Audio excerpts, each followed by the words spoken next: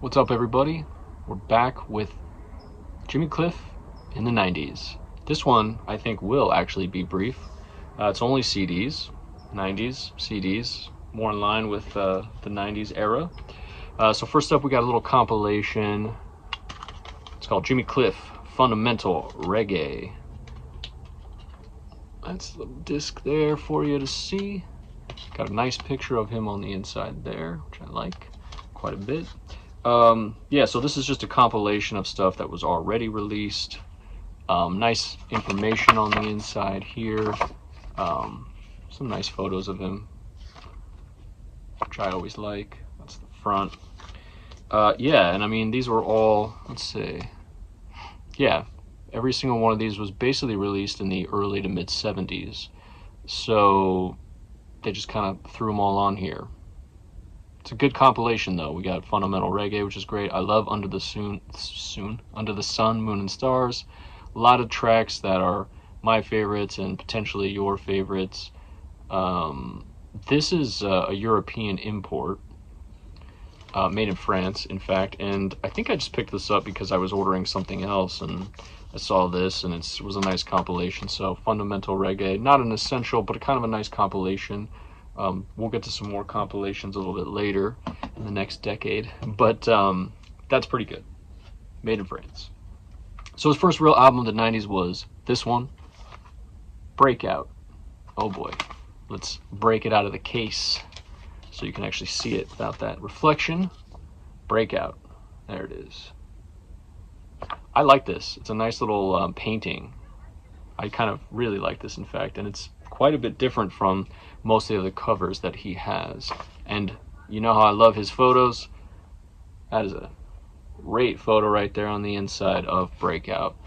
So this is 1992. We're kind of jumping right into the 90s. I'm just looking at this back photo and I don't even know who this is. Must be a guest vocal. Anyway, sorry, there was a big sidetrack there. I said it was going to be short, but here we are already trucking along. Breakout, 1992. You got the nice colors there. I think of the Jamaican flag, right?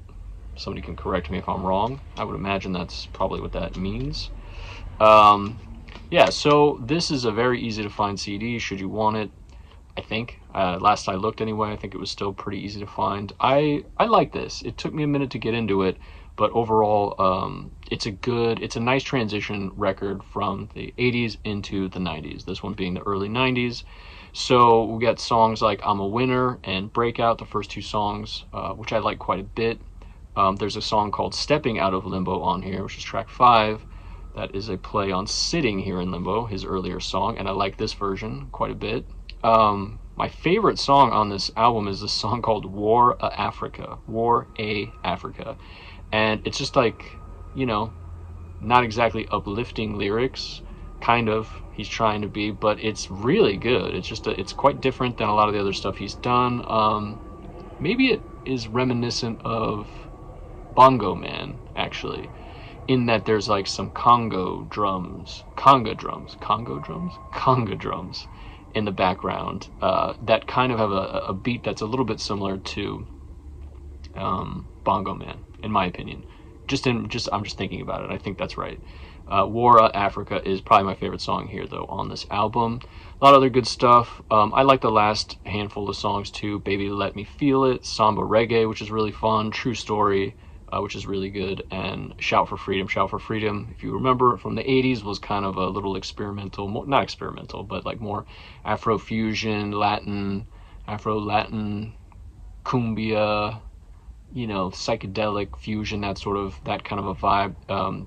It's just put onto this disc also, Shout for Freedom. It's a long one, 14 songs, which was also, I feel like, a little bit more of a 90s thing, you know. Albums started to get longer because CDs could hold all that, and I think people were just like, let's just give them everything. So 14 songs, maybe it's a little too long, but I like the artwork, and I like a handful of songs quite a bit, War Africa in particular. The 90s had quite a few little live releases, I was going to say solo releases.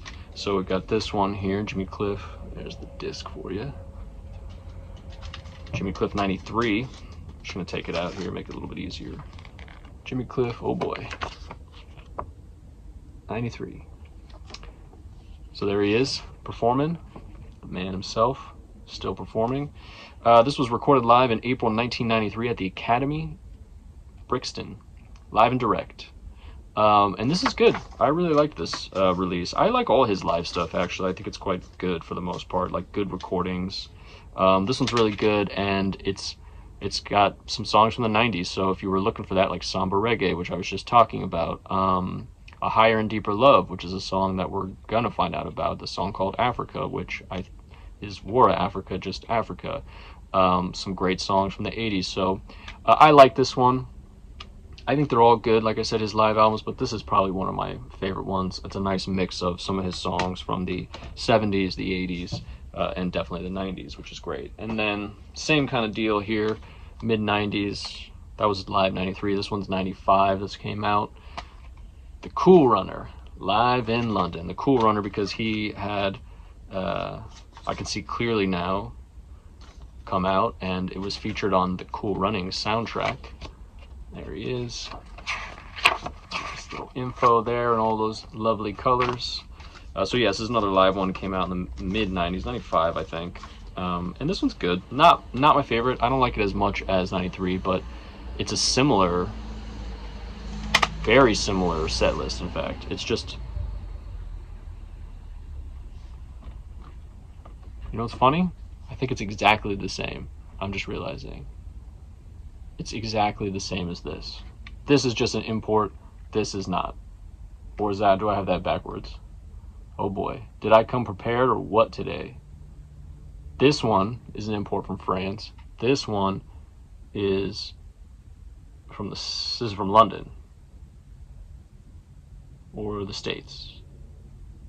No idea. This is a US release. This is a French release. I like the French release better. I think the sound quality is pretty similar. It's the same set list. I should have looked at it again, apparently. Anyway, so 2 live albums. Then we get into 1996. Yeah, 96. He's got his second actual album. I'll pull it out here for you, which is called Higher and Higher. Another good photo of him there. I like that. Some nice black and white photography here on the back of him. Yeah, Higher and Higher. I mean, come on. Look at him. Great job, Jimmy. This is very 90s. He's getting older there, but he's still got it.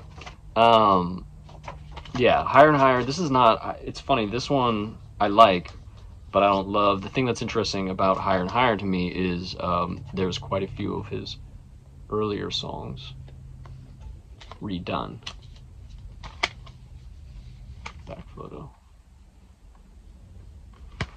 So you got stuff like You Can Get It If You Really Want, Wonderful World, Beautiful People, Many Rivers to Cross, I Can See Clearly Now, but they're all The Harder They Come, Rebel in Me, and they're all different versions slightly. Like Wonderful World, Beautiful People has different lyrics, a little bit of alt lyrics. Many Rivers to Cross has a little bit of a different vocal choral arrangement going on in the background, which is really good.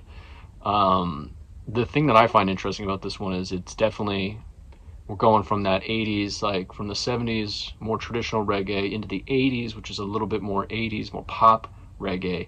90s, he's kind of experimenting a little bit more, and it feels very 90s, starting with Breakout a little bit. But this one in particular, I feel like sounds very 90s, in that there's like a little bit more of R&B kind of a vibe going on this record, with reggae, a couple ballads. And on this song, track 6, Soulmate, there is a pretty ripping guitar solo. Not something you hear very often in his songs. This is good. I think overall I do like this. It's an interesting sort of shift in directions. And again, quite a few songs on here that were already done. He's just redoing them in the sort of 90s style. So it's worth a listen for sure, because it's a nice little transition period. Journey of a Lifetime is after that in 98, I think. Yeah, 98, Journey of a Lifetime.